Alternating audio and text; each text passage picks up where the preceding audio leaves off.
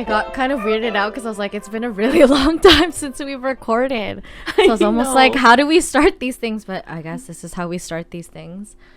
And then I was also thinking, you guys are going to read the title of this episode anyways, but I was thinking about our, is it called a jingle or intro? Yeah. And I was like, our jingle? Our jingle. Like a commercial. But I genuinely really love our intro. I know. And every time we keep thinking about, oh, we should spruce it up or change it, I'm just like, I don't know. I like it. And I think it goes back to us genuinely laughing. Yeah, because we didn't know how to do silly and we didn't know what to do. Honestly, didn't know how to make an intro, but we did it. And yeah, we created that intro ourselves. Yes, we did. I'm very proud of us. Me too. I'm very proud of us too. But for you guys tuning into this episode, you're reading the title and it's on accepting compliments. Mm-hmm. And truthfully, I wanted to talk about this episode because the topic, because I was jokingly saying to Sandy, is it just us or is anyone else having difficulty in accepting compliments?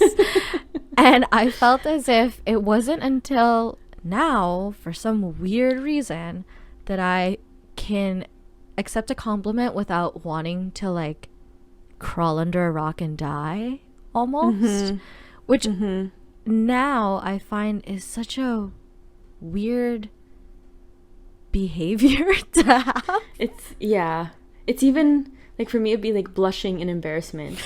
Yeah. And like I turned pink easy, and then what was worse about it, which would make me more embarrassed, is people would be like, why are you blushing? Would and notice. Like, fuck. It's like, stop, don't point it out. Exactly. And you know, I also didn't know how to structure this topic because to me, it's still this new revelation I'm having in accepting compliments and saying thank you. And I had to trace it back. And I had mentioned this to Sandy, but I had to trace it back to being younger and being raised in like an Asian, I don't know if this is all Asian people, but in my Filipino household, where it's almost not frowned upon, I would say, but it's almost taboo to talk about yourself. And if you are, you're being boastful. Yeah. And there literally is no other way it's accepted in any other way in my toxic Filipino cultural world. And I think it's only now that we're kind of getting open to it because we have like a whole new generation of Filipinos that are accepting how we fit in this world, whereas we had immigrant parents that came into this world and didn't feel like they belonged. On that topic, I think too I don't know if this was like this for your family, but I think a lot of the times when it's hard to accept compliments, it's because we had mentioned this before, self-esteem issues, right? You don't feel like you're good enough. And so living in a very traditional Asian household with my dad being the first generation to Canada, I'd come home from school and be like, oh, Dad, I got 100% on my math exam, and he'd be like, that's it? Yeah. What? Yeah, I got 100%, and it's like, well, you could have got like 105%. I'm like, how? There's not even bonus questions, you know? Even 100% was never enough. And so when you're exposed to that all the time from your parents, for example, people that you trust and you value their opinion, right? People you trust, which is like the big thing. Yeah. It's hard to, now when you get someone else saying like, oh my God, you did such a good job. You're like, did I though? Yeah, you're unsure. My parents don't think so. Yeah, you don't think, you can't understand if it's a real compliment or if it's a backhanded compliment. And that also leads to our topic on Mean Girls. Yeah. I mean, or just like that toxic junior high school environment. Yeah, which is bred from insecurity, right? You're like you're trying to figure out where you fit in, and it's like that scene we were talking about where she literally compliments her and goes, you're really pretty. And she's like, thank you. You're like, oh, so you think you're really pretty? Yeah. It's like, exactly. Oh, you just said I was, so I guess so. Yeah. But it is crazy. And now I'm just thinking about that movie in general, to see somebody who was, how do you see her name? Katie, the main character, Lindsay Lohan. Oh, yeah. Come from most likely having completely healthy self-esteem. Yeah, because of the way her parents raised her. Yeah. To almost think about things other than herself. So it's a little bit easier for her. And then to come into a place where you're surrounded by people that only think about themselves. Right. And then that breeds onto you like there's something wrong with you, which then also makes me, what's the word? Kind of transition into like the imposter syndrome type of mentality, where you're in an environment that you are in, but you don't believe you should be in. Now, for Mean Girls with Katie, it's almost like, would it be the opposite? But it's like being in this environment where you're like, what the fuck? I guess I'll just conform and become these people to survive. Yeah. And it's almost like you think about high school or junior high, whatever it is, when you're, you know, in your younger years, and you feel like you may have been a confident kid, and then you come into this like cesspool of insecurity. Right? And you're just like, is this how I have to be to fit in? Yeah. And then it's not until you get out of that environment and become an adult and step into your own world that hopefully you bounce back from that, or you kind of find yourself. I think initially it's probably hard because, you know, say you're an adult, you're in your career now, or you're working or whatever, and someone comes up to you and compliments you. Is it at the back of your mind if they're being genuine, or, you know, are they I hate being that. Yeah, like, are they being sarcastic, or are they just fucking with your feelings? And right, like, because kids are mean. Kids are mean, and I wonder if that's just a female thing. It might be, right? I think it's, if it is in both sexes, it's predominantly in women. I think so too. And we were talking about this, how it's just a societal thing to create what's the word, scarcity, is that the word? In any industry or in any position for women, because it's so it's seen so few and far between, women being in like CEO positions and whatnot, that we feel like we have to fight for the only, quote unquote, only position that's out there, right, when it's not. And maybe that's why I feel a little bit more comfortable doing it now, because we are seeing this rise of women in powerful positions, women that aren't living their lives conventionally.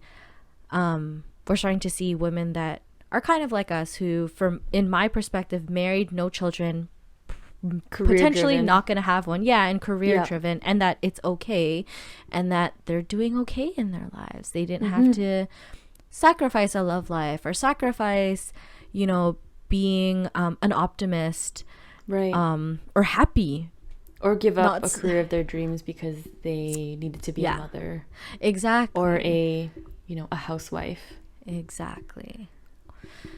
So maybe that I could also attribute being comfortable to compliments now, because there isn't this widespread imposter syndrome of being a career-driven woman, because it's seen a lot more now, I guess, and a lot more women are more outspoken about it.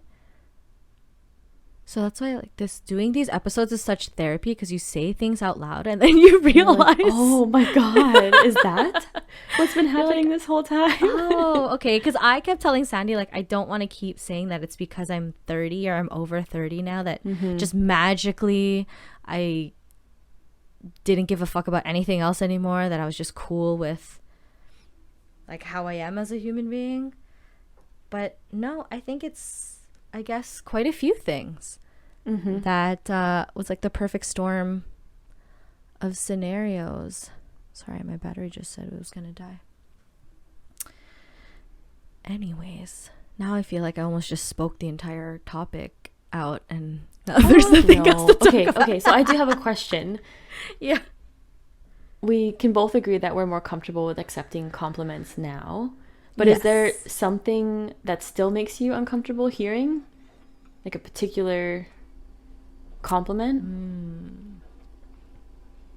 A particular compliment. I'm trying to think now.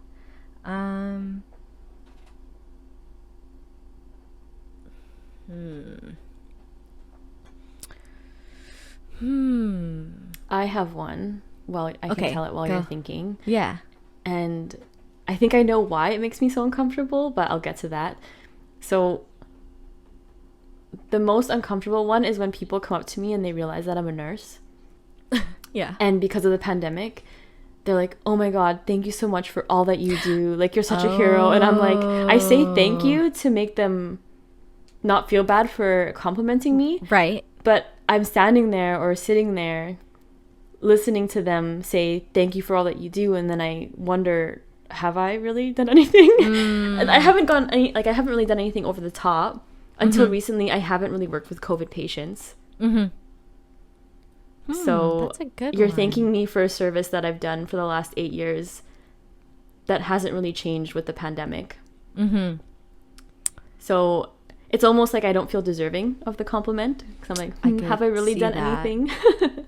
I could see that. But I mean, you did work through the entire pandemic, even though there's this virus going out and killing people.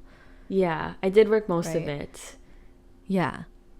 So I'm trying to But maybe it's because, like, prior to the pandemic, no one really recognized us for what we did. So now hearing the compliments and the thank yous and you guys do such a great job and you work so hard and you deserve a raise, it's like, oh, now we're recognized. I mean, right. I think it's, for me, it's just like, I'm not a COVID relief nurse, right? There's those nurses that are out there working in, like, New York, for example. Right. Yeah. Right, where I'm like, shit, those are the ones that have the N95 mask on all day and have, like, the pressure sores on their noses or their cheeks from having to wear that mask all day, or the ICU nurses that are, you know, working with triple their workload to care for these COVID patients. And I'm like, that's not really me.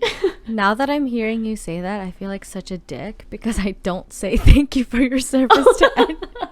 Well, I don't think you need to. I've never thought about that.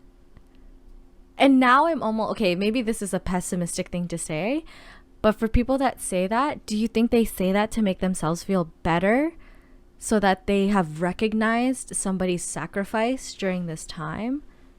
Does that make any sense? Like, maybe. I think some of them say it because they hear other people say it, so they're like, oh, I should say it too, which is what you would be doing, so don't do that.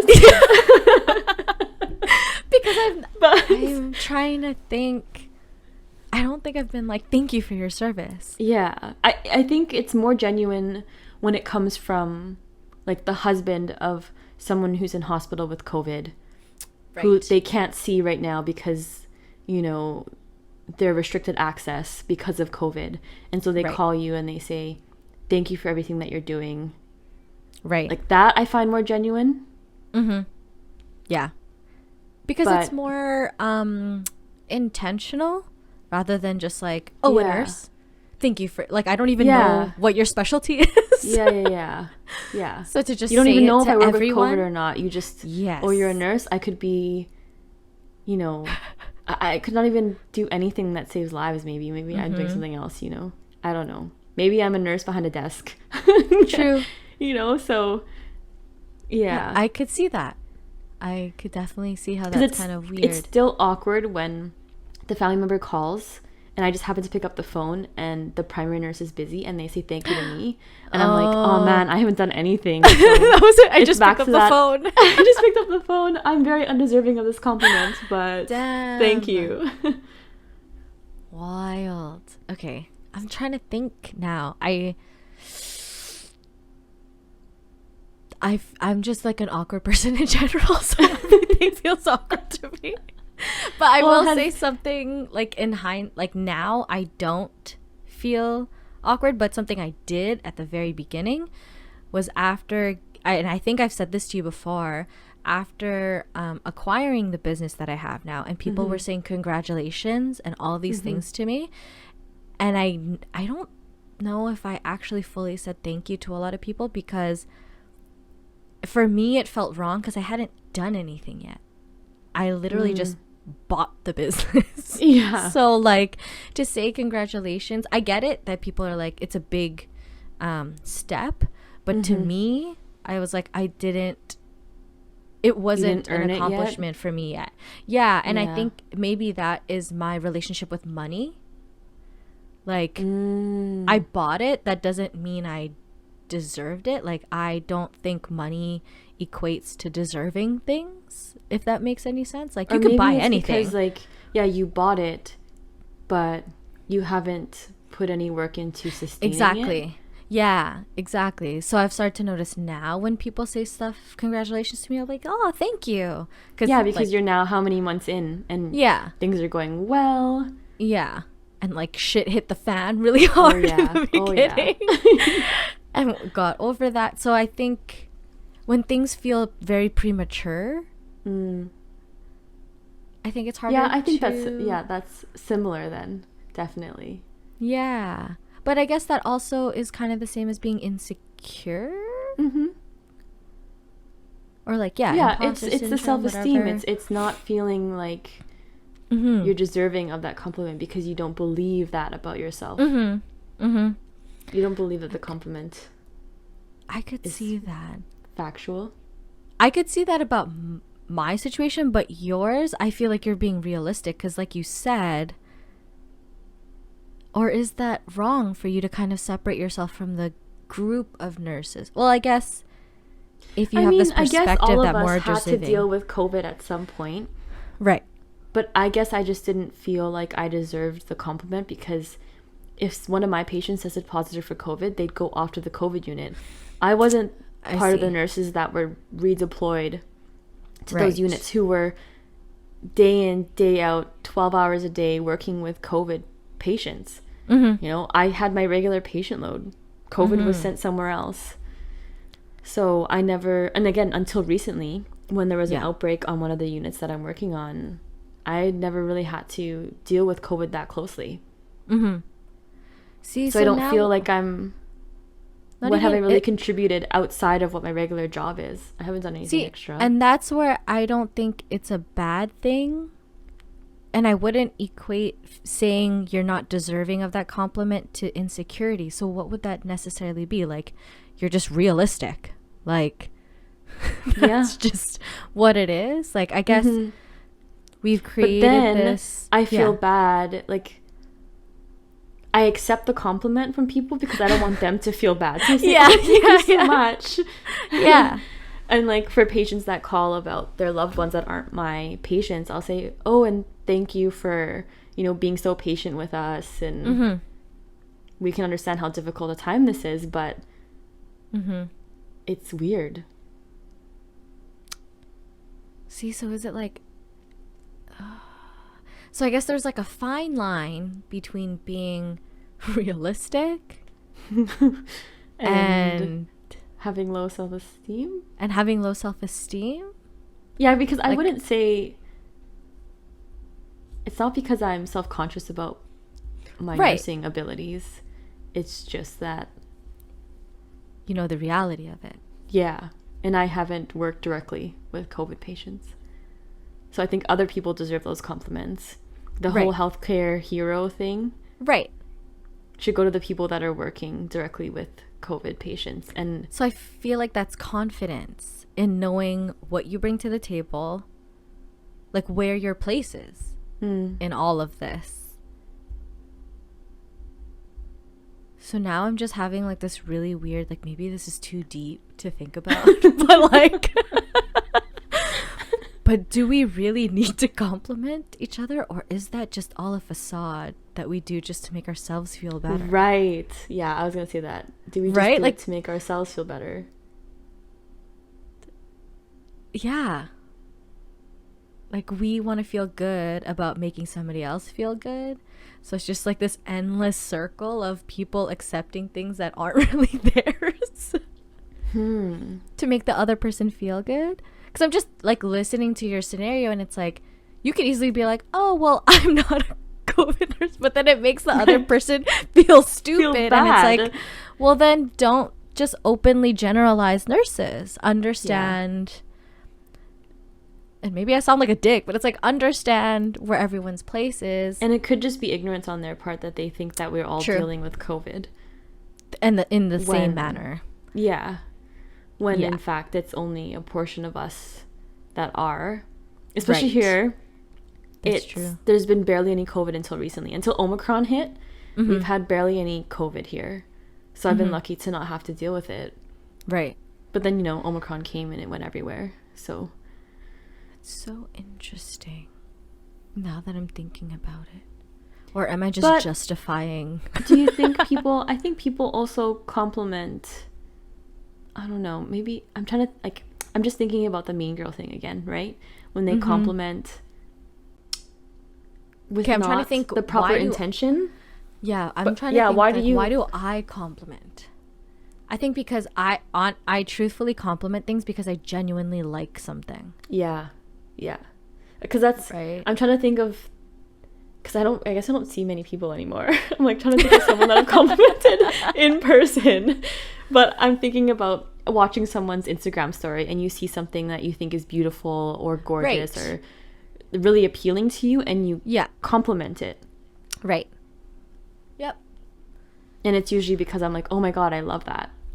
Ooh, I wonder. Okay, so during the pandemic, there's this whole kind of, I guess it's a trend of people basically filtering out their Instagram, taking out the stuff they didn't want to look at, putting in more things they wanted to. Do you think that, because we both did that. Yeah, we did. That maybe that's why we have such, what's the word, conviction in our compliments? I love that word. It's like my new favorite word. Do you know what I mean though? Like, it could be. It's not like our compliments aren't just like, I'm gonna throw that out there just to throw it out there. Mm-hmm. But it's like they have actual intention, and you know what I mean? Genuine. Yeah, it's genuine, because like I started to notice some people and the way they behaved and their irritations about certain things were kind of based on things they were looking at on Instagram. And it's like, I just sit there sounding like an asshole where I'm like, sorry, I can't relate. Because like I actually like my Instagram, and it serves me. So maybe that could be why we have a more realistic view of where we stand with things. Because I think Instagram could be imposter syndrome in itself if you don't see enough of things that you belong to. Right. And you just follow the nonsense. Yeah, and then you just feel conflicted. Like, am I supposed to dress this way? Am I supposed to look like that? Should I know about this? I don't know who this person is. Where it's like how you laugh and you're like, I don't know about the Kardashians. I really don't. Because I don't know what's happening. And you can laugh about it because you were intentional about what you put in front of your face. But if you're not intentional about it and you're kind of just following the trend, you feel almost embarrassed to not know about what's going on. Instead of embracing that's just not something that's important to you. Yeah, and that leads us to the other aspect was cognitive dissonance, where it's like that's not really who you are, but your Instagram feed doesn't reflect who you are. And we've talked about this before. And I'm pretty sure if we look back at the previous episode or previous season, we talked about cognitive dissonance, and we talked about changing our Instagrams. Yeah. Because I think I touched really quickly on like eating disorders quickly, I think, right? Yeah. And a lot of that for me personally now I can attribute to changing my Instagram feed to seeing more thicker women. Women that looked like me, that had the same body type as me, that were dressing like me, and it felt better.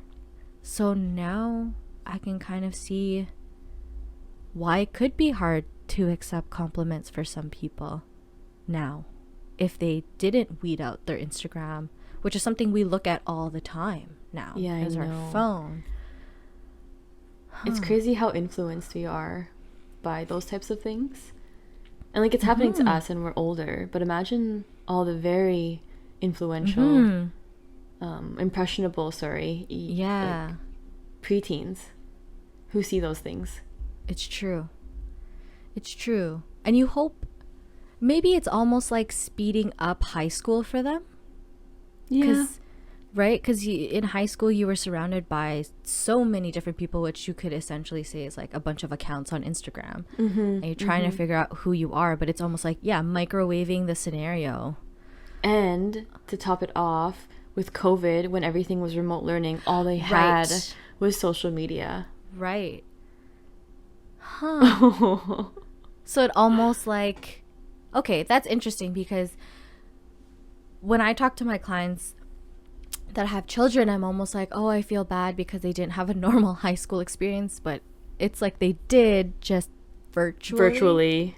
Yeah. And then you do realize, is that better or worse, or is it the proper way for this generation because of how they came into this world? Like, we don't get it because we didn't start off with technology, right but it's all they know. I feel though like technology also gives kids and adults the opportunity to, you know how there's liquid courage with alcohol? Yeah. There's like a digital courage behind a screen. That's true. Right? Whereas I feel like when we were kids, if you were beefing with somebody, you'd fucking get deal punched with it in on the playground, you know? Yeah, it's true. If you had the courage to say something insulting to the person to their face, you know, you'd scrap it out and call it a day. But now, with the technology that's available, you can make fake accounts. You know, maybe you're not going to see this person because they're on the other side of the world. We can see that in comments alone, right? Right. There's so much more courage with being protected by a screen. True. And being anonymous. True. So it brings us to like physical versus the mental. Yeah, so it's always like I actually wonder if it's harder or easier for the younger generation to accept compliments based on self-esteem. Because do they feel more insecure about themselves because they have so much more access to celebrities who have the money and the time to put into their physical appearance? Or have people like the Kardashians encouraged the younger generation to be more confident?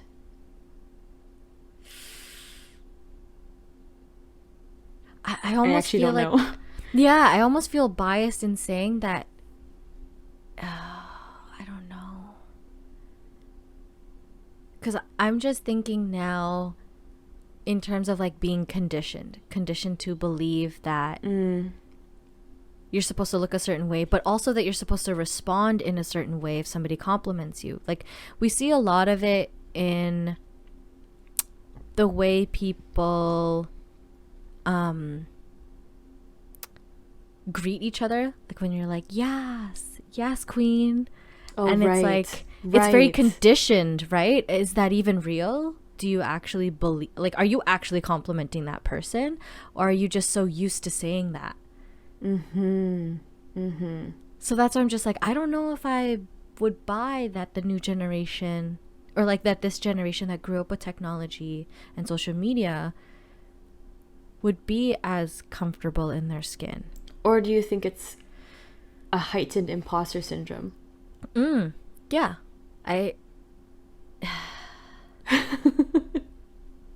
See, and that's why sometimes, like, now I watch myself when I say things like, oh, they have it easier, or we had it harder, or like comparing it, because the world is so different, and I'm only experiencing their world at this age with this maturity, with the experience that I've had. So I would never understand what it's like to grow up in that world so quickly.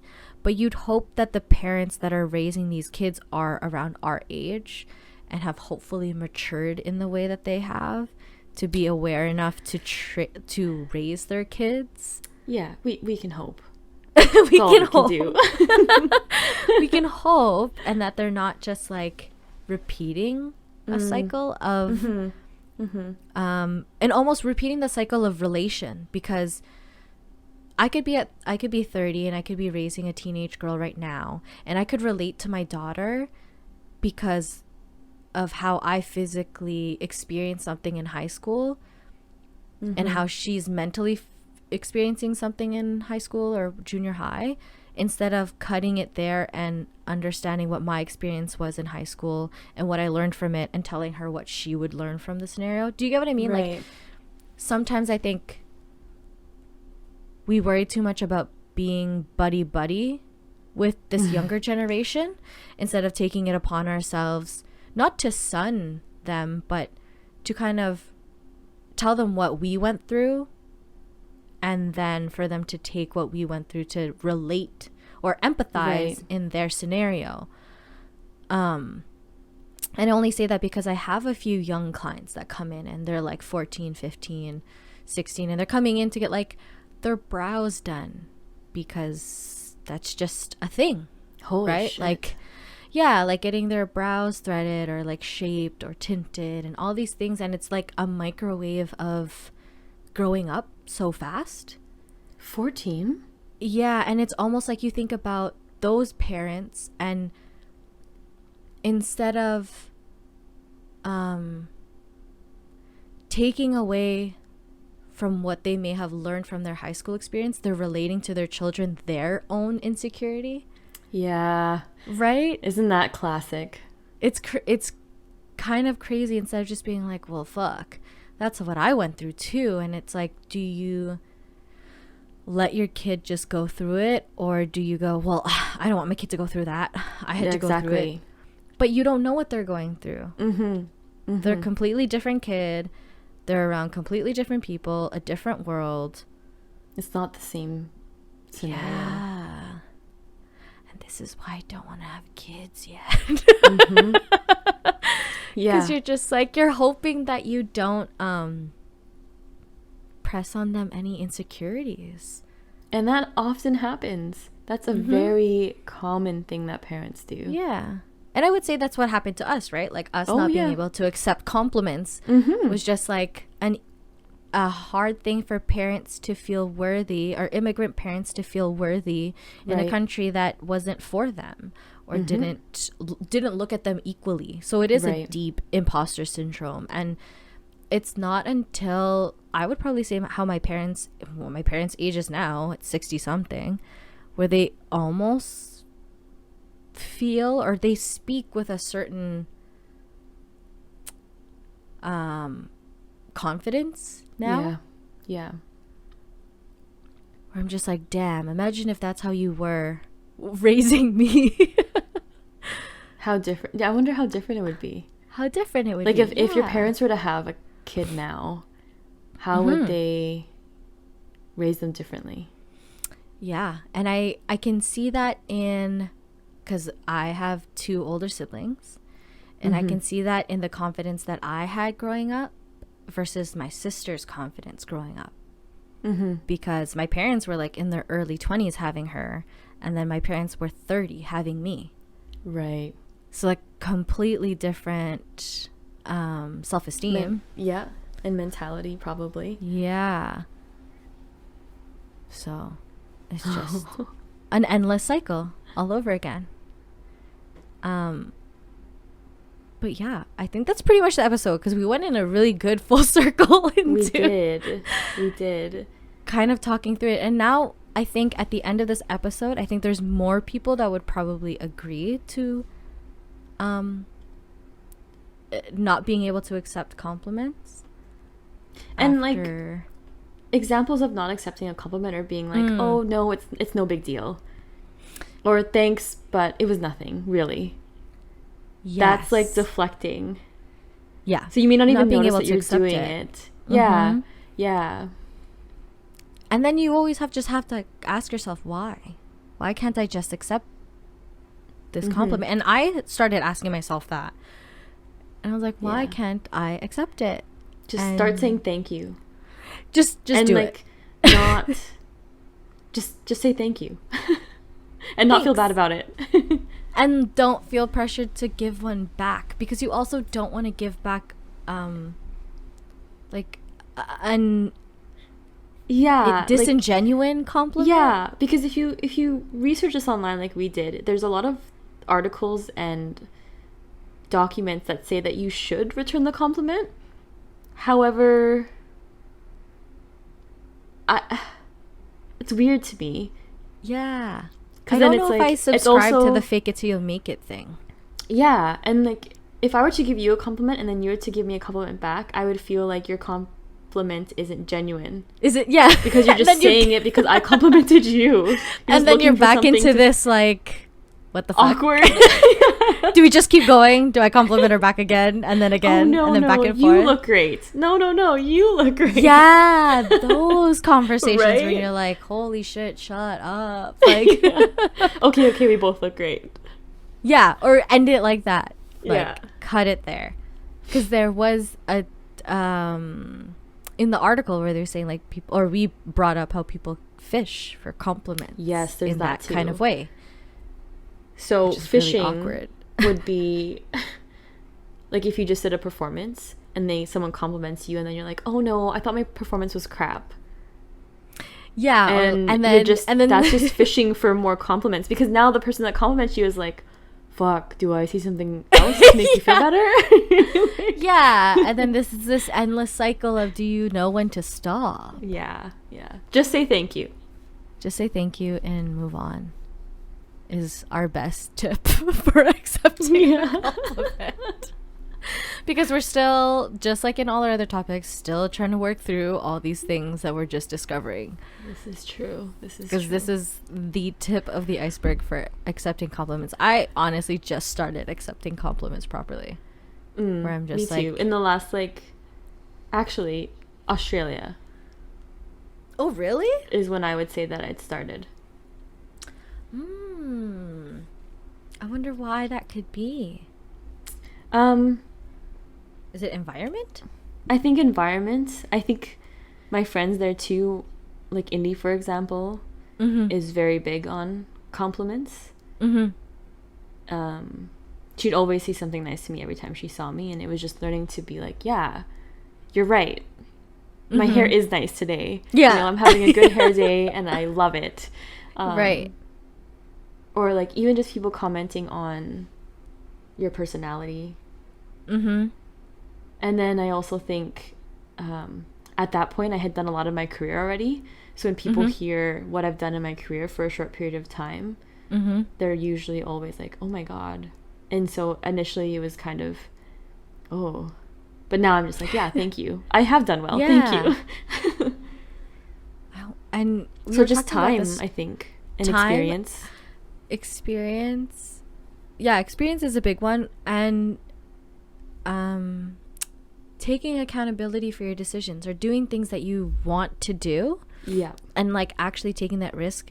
Again, that's probably what it is. For me, I can say too, and probably for you, is making a decision, doing it, and accepting the consequences, whether that's good or bad. So, and it's like our other episode in season 1 about being unapologetically you. When you take that step, it's just easier, I think. True. Because then you're not doubting who you are or what they're saying about you, right?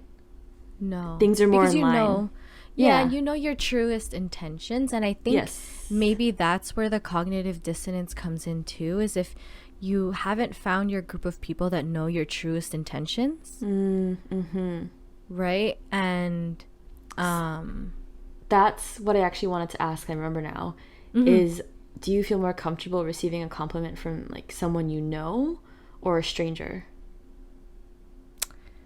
Like, now, with the circle of people that I have around me now, I feel a lot more accepting of compliments, for sure. Strangers, yeah, I don't know if I could choose between the two, because I think they came around at the same time. Okay, yeah. Or maybe I was just more aware. Maybe. of the compliments. Whereas like in that also in that article, it brought up how you could have 55 compliments said to you or positive things said to you, and it just takes the one negative thing that will stick in your mind. Yeah, that's true too. Right? And I think it wasn't until I had a consistent circle around me of people that I genuinely believe or that really know my truest intentions and know who I am as a person that I then started to notice the compliments from strangers and people around me. So I wouldn't say either or. But I will say probably find yourself a friend that gives you a compliment and you deflect it and they're like, fucking just accept it already. Yeah. Like I've had a friend that said that to me, like, oh my God, just take it. I'm like, okay, thank you. So sometimes it's worth it to be that person that's just like, okay, you look great, just take the compliment. Yeah. Jeez. Like, move on. Yeah, it's good to have someone like that. Yeah. And not do the circle of compliments back and forth because you guys don't know how to end it. Like, just be honest and move on from the conversation. But I'm trying to think if there's anything else we touched on. I don't think so. I don't think so either. High expectations. Oh yeah. I mean, we just touched on it a little bit, but it's something that I would want to end the episode on or emphasize a bit more is the whole accountability thing. Because in this article that we're referencing, which is from medium.com, brings up that when you deflect a compliment, the pressure's off. You don't have to take you don't have to take on whether or not it works out or it doesn't work. Maybe that's what I was doing when people were like, congratulations, and I was deflecting. Yeah, because I was like, if this fails, if this fails, then I have to take accountability for it. Which I guess I'm just lucky that it didn't fail yet. So I've been able to sit in it and accept the compliments now. But I guess that's just not a very healthy way to live, which is the low self-esteem part of things. But yeah, take accountability for the decisions you make. And I think it all comes full circle. It comes full circle, and it comes hand in hand in terms of like low self-esteem. Because you feel, what's the word? Empowered when you make a decision and you stand by it. And accept that there may be a failure, or it may be a failure or it might succeed. But I think that's it for this topic, unless there's something else you want to talk about. No, I think that's it. Okay. Our second attempt at this episode. Oh yeah, I hope this saves. If this saves, you're listening to this now, obviously. Yeah. Oh my God. Okay. Well, that's all. So accept the compliments, people. Say thank you and move on. Okay. And call out your friends that don't know how. Yeah, call out your friends that don't know how, or find new friends. That too. Find a new environment to be in. We're never too old to find new friends. Yeah, you're never too old. And if you're young and you're listening to this episode and you can relate to the scenario, just know that it gets better and you'll be fine. We always say it gets better. It gets better. It gets better. You'll be fine. And just worry about you and figure out who you are. Okay. Well, that's enough of me blabbing on. All right.